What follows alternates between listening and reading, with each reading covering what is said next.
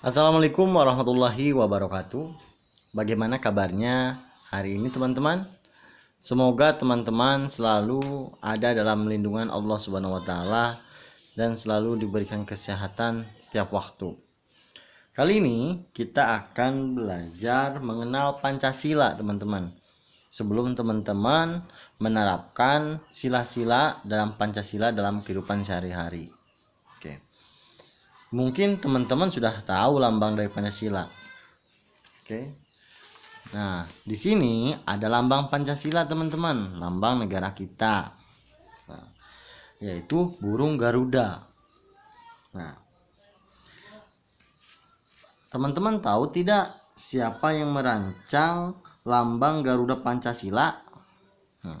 Jawabannya ialah lambang Garuda Pancasila itu dirancang oleh Sultan Hamid II, teman-teman.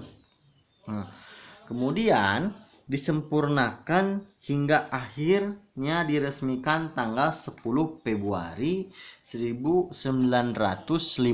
teman-teman. Nah, jadi lambang negara kita atau lambang Garuda Pancasila diresmikannya pada tanggal 10 Februari 1950, teman-teman. Nah, di sini. Oke. Pada awalnya lambang Garuda Pancasila itu sudah mengalami 6 kali perubahan desain. Perubahan desain yang terakhir yaitu pada tanggal 20 Maret 1950. Nah, yang kemudian Insinyur Soekarno memerintahkan Duloh, ya. Duloh itu siapa?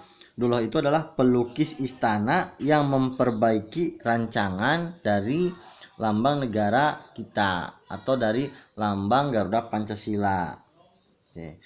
Dengan mengambil model elang Jawa yang memiliki jambul dan mengubah posisi cakar kaki yang awalnya mencengkram pita di belakang menjadi di depan agar lebih estetis dan membumi, teman-teman. Nah, perubahan desain lambang Garuda yang terakhir disempurnakan oleh Sultan Hamid II, ya. Seperti tadi kan, yang menyempurnakannya itu Sultan Hamid II dengan menambah skala ukuran dan tata warna gambar lambang negara tersebut. Sehingga pada setiap tanggal 1 Juni itu diperingati sebagai hari lahirnya Pancasila, teman-teman, ya. Jadi tanggal 1 Juni itu diperingati sebagai hari lahirnya Pancasila. Oke. Nah, teman-teman tahu tidak bahwa jumlah burung Garuda Pancasila melambangkan hasil proklamasi kemerdekaan Indonesia pada tanggal 17 Agustus 1945. Nah, di mana sayapnya ini itu melambangkan tanggal proklamasi kemerdekaan. Nah, jika teman-teman hitung, ini sayapnya itu bulunya itu ada 17 helai. Nah, 17 helai berarti melambangkan hari lahirnya kemerdekaan. Jadi kiri dan kanan itu sama-sama 17, teman-teman. Lalu yang kedua yaitu ekor, teman-teman. Nih, bulu ekor. Nah, bulu ekor ini melambangkan bulan dari proklamasi kemerdekaan, ya. Ya, bulannya bulan apa? Bulan Agustus. Bulan Agustus itu bulan keberapa, teman-teman? Bulan ke-8. Jadi ada 8 helai. 1 2 3 4 5 6 7 8, teman-teman. Nah, satu lagi yaitu bulu di leher burung Garuda, teman-teman, melambangkan tahun proklamasi kemerdekaan nih. Jadi bulu yang ada di leher ini jumlahnya itu ada 45, teman-teman, yang melambangkan tahun dari proklamasi itu sendiri. Jadi pada sayap 17, pada ekor itu ada 8, pada leher itu ada 45, teman-teman. Nah, begitu. Mudah bukan, teman-teman? Nah, oke, kemudian pada kaki dan bulu ini itu melambangkan dua angka tahun kemerdekaan, yaitu tanggal 19. Jadi Indonesia merdeka itu pada tahun 1945 teman-teman nih. Jika teman-teman jumlahkan bulu-bulu yang kecil ini nih, nah, yang ada di sini dan di sini itu jumlahnya 19. Sedangkan pada bulu di leher itu jumlahnya ada 45 teman-teman. Jadi teman-teman bisa mengetahui bahwa hari lahir kemerdekaannya itu yang pertama 17 pada sayap, 8-nya itu pada ekor, 19-nya itu pada kaki, dan 45-nya itu pada leher teman-teman. Nah, seperti itu teman-teman. Nah, kenapa lambang negara kita itu menggunakan burung Garuda? Dikarenakan burung Garuda itu adalah burung yang paling kuat teman-teman, burung paling hebat yang ada di Indonesia. Nah, terus juga kenapa burung Garudanya ini menengok ke arah kanan? Nah, ingat dalam sholat itu yang paling baik itu ke kanan. Jadi ke kanan itu melambangkan kebaikan teman-teman. Nah, sekarang kita beralih ke perisai dari burung Garuda teman-teman. Nih, di tengah-tengah burung Garuda atau di depan burung Garuda itu terdapat perisai teman-teman.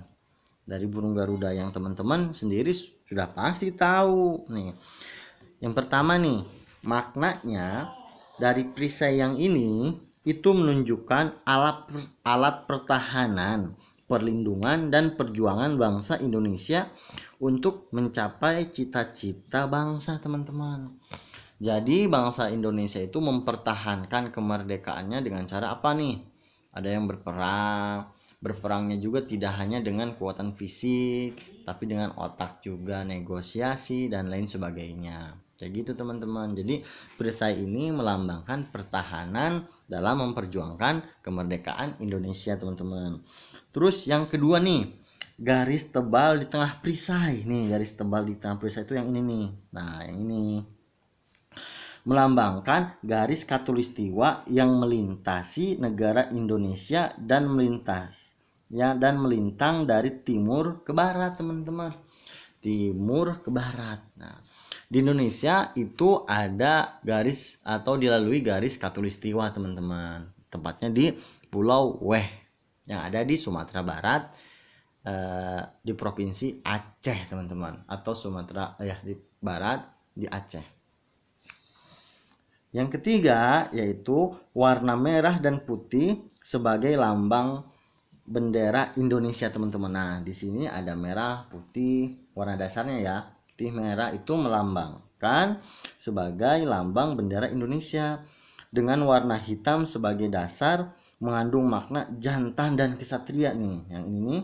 Nah, ini artinya hitam dasar ini melambangkan jantan dan kesatria gitu. Berarti hebat artinya ya teman-teman.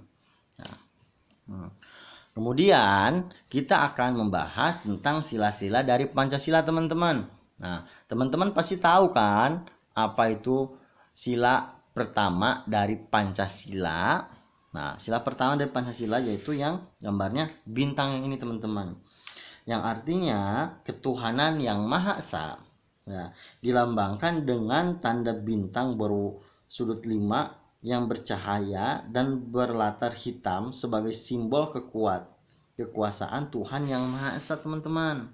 Dan juga di sila pertama ini menjalin toleransi, saling menghormati kepercayaan masing-masing untuk membina kerukunan teman-teman. Dimana di sila pertama ini menyangkut toleransi antar agama teman-teman. Nah, kemudian yaitu sila kedua. Nah, teman-teman tahu nggak sila kedua itu yang mana? Yang ini, yang rantai. Nah, yang artinya kemanusiaan yang adil dan beradab. Dilambangkan dengan tanda rantai yang bermata bulat dan persegi yang saling mengikat di bagian kiri bawah perisai. Berlatar merah menunjukkan simbol keestetika, kesetiakawanan, kebersamaan, toleransi, simpati, empati, dan gotong royong teman-teman. Dan juga di sila kedua itu saling mencintai, menumbuhkan rasa tanggung jawab, serta tenggang rasa, menjunjung tinggi sikap kemanusiaan teman-teman. Jadi sila kedua itu intinya tentang mencintai dan menumbuhkan rasa tenggang rasa serta menjunjung tinggi sikap kemanusiaan teman-teman. Nah, lalu seterusnya ialah sila ketiga teman-teman. Nah, sila ketiga itu yang dilambangkan dengan pohon beringin. Nah, yang bunyinya Persatuan Indonesia. Nah, dilambangkan dengan pohon beringin kokoh di bagian kiri atas perisai berlatar putih nih. Ya, ini ingat. Kenapa pohon beringin? Karena pohon beringin itu adalah pohon yang paling besar dan melindungi siapapun yang ada di bawahnya. Gitu teman-teman. Nah, sebagai simbol persatuan, keterpaduan, sinergi, dan kerjasama dari semua elemen perjuangan kehidupan sehingga melahirkan batang tubuh yang kuat dan terus tumbuh teman-teman. Jadi rasa cinta kita terhadap negara itu akan semakin lama semakin dalam teman-teman. Lalu di sila ketiga juga menempatkan persatuan bangsa, yaitu asas Bhinneka Tunggal Ika di atas kepentingan pribadi dan golongan. Jadi di sila ketiga itu kita itu tidak memilih atau memilah tentang tentang kepentingan pribadi, tapi untuk kepentingan bersama teman-teman. Dimana di sila ketiga itu biasanya tentang toleransi teman-teman. Nah, lalu sila keempat. Nah, sila keempat itu yang bunyinya kerakyatan yang dipimpin oleh hikmat kebijaksanaan dalam permusyawaratan dan perwakilan. Nah, dimana dilambangkan dengan kepala banteng. Nah, banteng yang terletak di bagian kanan atas perisai dan berlatar merah, sehingga simbol kerakyatan yang dijiwai musyawarah, jiwa kerja sama sebagai makhluk sosial teman-teman. Dan juga di sila keempat itu menjunjung tinggi asas kekeluargaan dalam musyawarah yang dilakukan dengan hati nurani luhur. Nah, contohnya apa? Saat kita berdiskusi, kerja kelompok, bermain bersama, menghargai pendapat orang lain, dan masih banyak contoh yang lainnya. Terus yang terakhir yaitu sila kelima yang dilambangkan dengan padi dan kapas teman-teman. Padi dan kapas yaitu sila kelima itu berbunyi keadilan sosial bagi seluruh rakyat Indonesia. Nah, diletakkan di bagian kanan bawah perisai yang berlatar putih sebagai simbol kesejahteraan dan kemakmuran teman-teman. Dan juga di sila kelima itu mengembangkan perbuatan adil yang mencerminkan nilai luhur, kekeluargaan, dan gotong royong teman-teman. Nah, pertanyaan satu, kenapa sila kelima itu dilambangkan dengan padi dan kapas? Karena zaman dulu kala saat zaman penjajahan, padi dan kapas itu merupakan kebutuhan pokok negara kita. Nah, kapas itu untuk dijual karena kebutuhan masyarakat, ekspor dan lain sebagainya, sedangkan padi yaitu makanan pokok bagi bangsa Indonesia, sehingga padi dan kapas itu melambangkan kemakmuran teman-teman. Nah, satu lagi teman-temannya. Oke, sini balik dulu. Nah, di sini di bagian bawahnya itu ada yang namanya kaki yang sedang mencekram atau menggenggam sebuah pita yang bertuliskan Bhinneka Tunggal Ika. Bhinneka Tunggal Ika itu yang berwarna hitam yang merupakan tulisan dari bahasa Sanskerta teman-teman. Nah,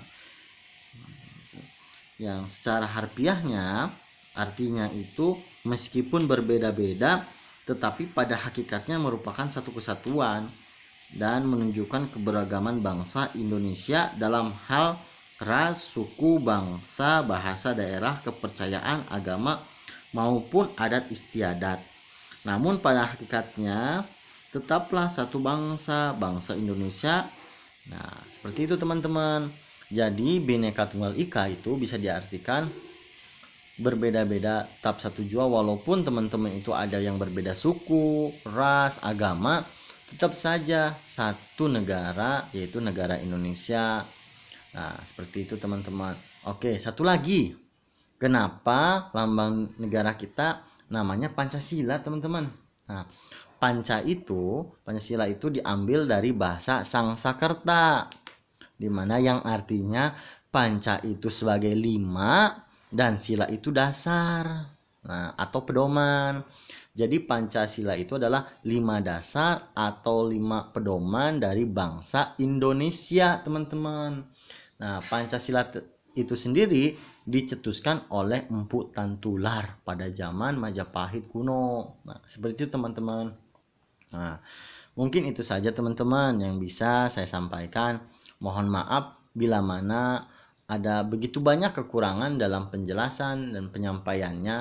Nah, semoga video ini bermanfaat bagi teman-teman dan tetap terus belajar ya teman-teman. Wabillahi taufiq wal hidayah. Wassalamualaikum warahmatullahi wabarakatuh.